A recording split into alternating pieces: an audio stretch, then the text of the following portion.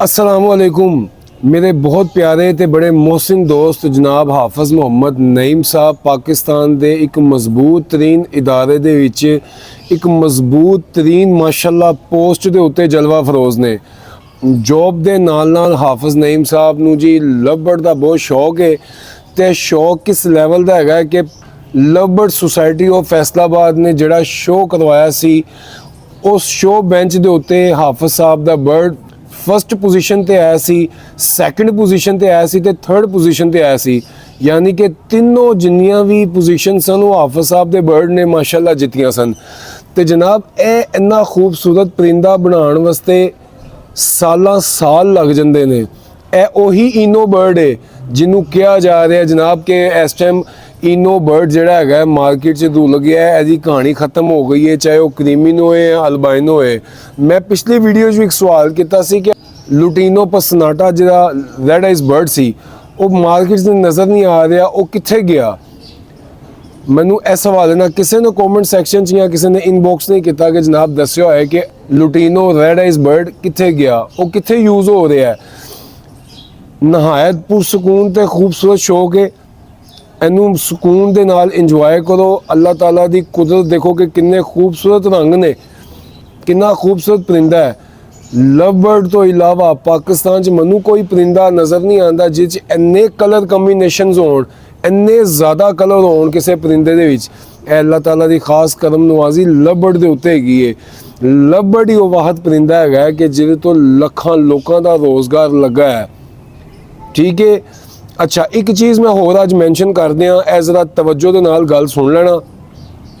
Fake पोस्टां ते fake IDs बना के जिन्हां लोगों ने लवबर्ड नूं खराब किया, एवीकल्चर नूं खराब किया, अपनी पोस्टां च लिखिया कि परिंदे ना घर नहीं चलते।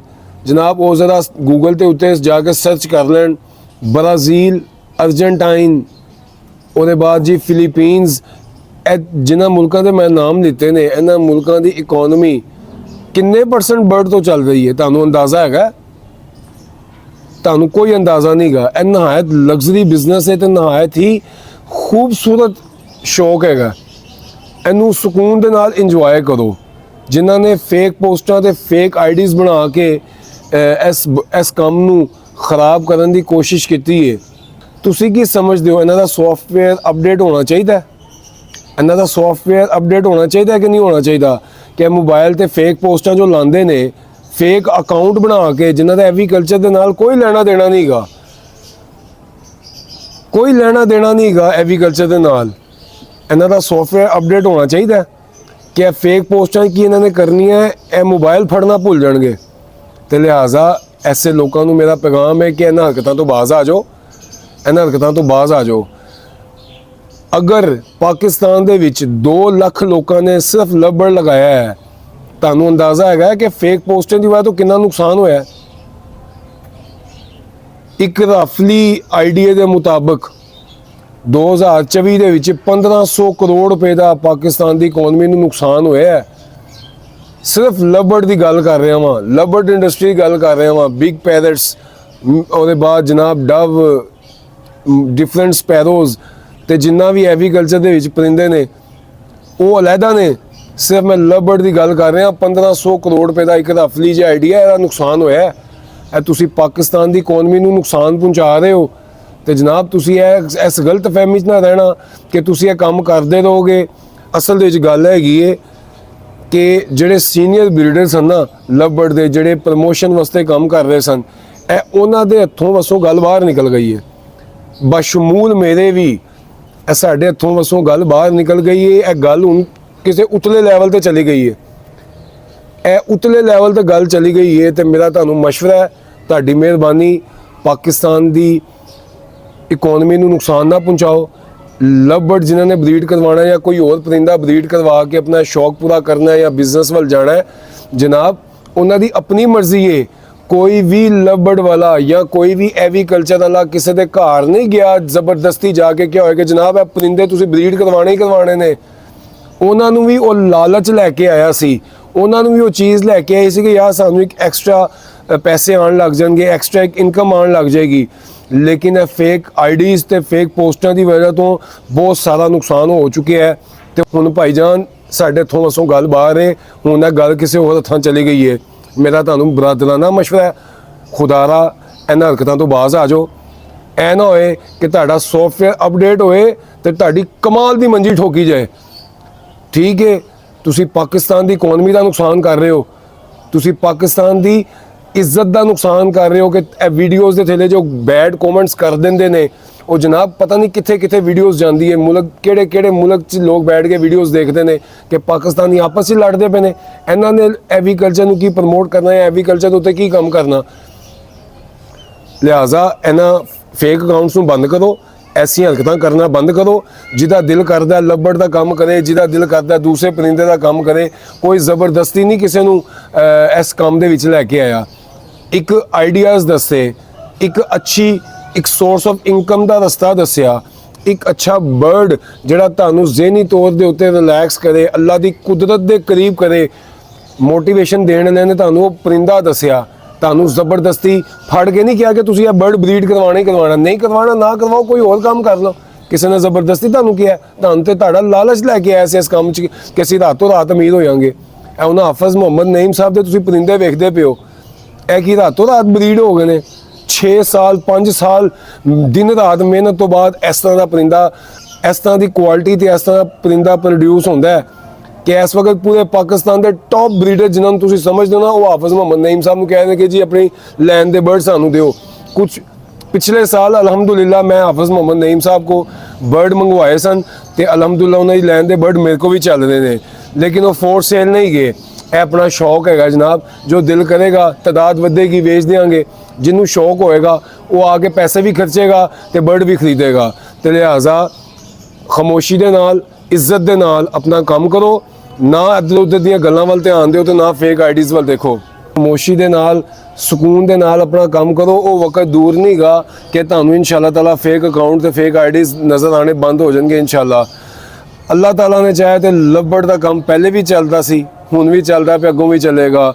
ਜਿਹੜੇ ਅਪਗ੍ਰੇਡ ਕਰਨਾ ਚਾਹੁੰਦੇ ਨੇ ਜਨਾਬ, ਉਹਨਾਂ ਦੀ ਆਪਣੀ ਮਰਜ਼ੀ ਹੈ, ਕੋਈ ਜ਼ਬਰਦਸਤੀ ਤੁਹਾਨੂੰ ਨਹੀਂ ਕਹਿ ਰਿਹਾ। ਇਹ ਖੂਬਸੂਰਤ ਸ਼ੌਕ ਹੈਗਾ, ਇਸ ਸ਼ੌਕ ਨੂੰ ਸ਼ੌਕ ਦੇ ਨਾਲ ਇੰਜੋਏ ਕਰੋ।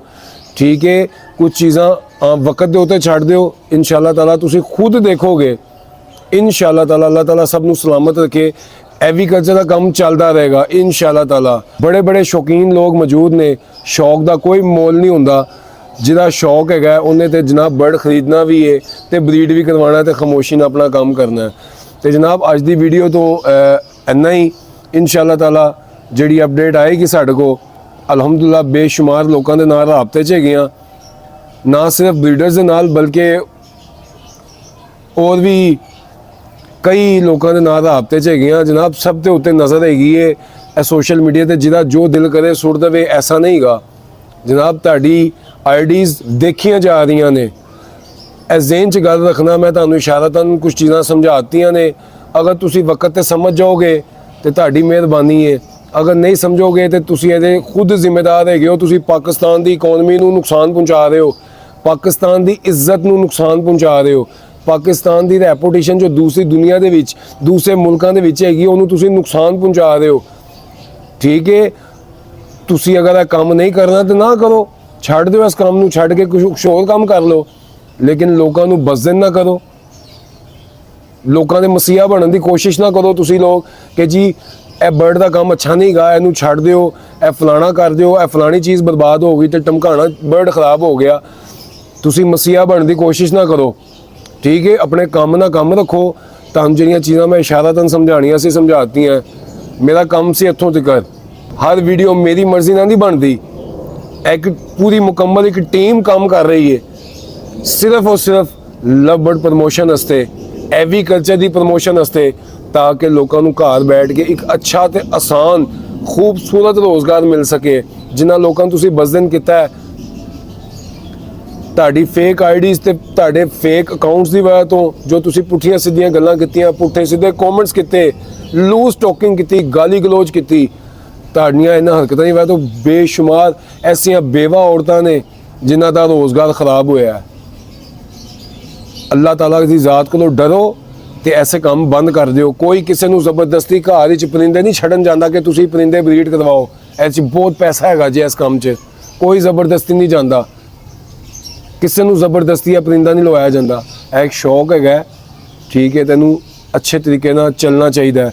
ਤੇ ਇਨਸ਼ਾਅੱਲਾ ਤਾਲਾ ਅਸੀਂ ਵੀ ਕੋਸ਼ਿਸ਼ ਕਰ ਰਹੇ ਹਾਂ, ਤੁਸੀਂ ਵੀ ਆਪਣਾ ਕਿਰਦਾਰ ਅਦਾ ਕਰੋ, ਆਪਣੇ ਬਰਡਸ ਦੀ ਖੂਬਸੂਰਤ ਤਸਵੀਰਾਂ ਫੇਸਬੁੱਕ ਦੇ ਉੱਤੇ ਲਗਾਓ, ਆਪਣੇ ਸੋਸ਼ਲ ਮੀਡੀਆ ਪਲੇਟਫਾਰਮ ਨੂੰ ਯੂਜ਼ ਕਰੋ, ਅੱਛੇ और खूबसूरत डिस्प्ले करके परिंदा दिखाओ। अल्लाह ताला ने चाहा तो इंशाअल्लाह ताला मामला बहुत जल्द हल हो जाएंगे। तो जिस तरीके ਨਾਲ पहले लवबर्ड तो दूसरा एग्रीकल्चर चल रहा सी उस तरह चलता रहेगा। तो जनाब अज की वीडियो तो इन्ना ही। लवबर्ड जिंदाबाद, पाकिस्तान जिंदाबाद, पाकिस्तान जिंदाबाद। अस्सलामु अलैकुम वरहमतुल्लाहि वबरकातुहू।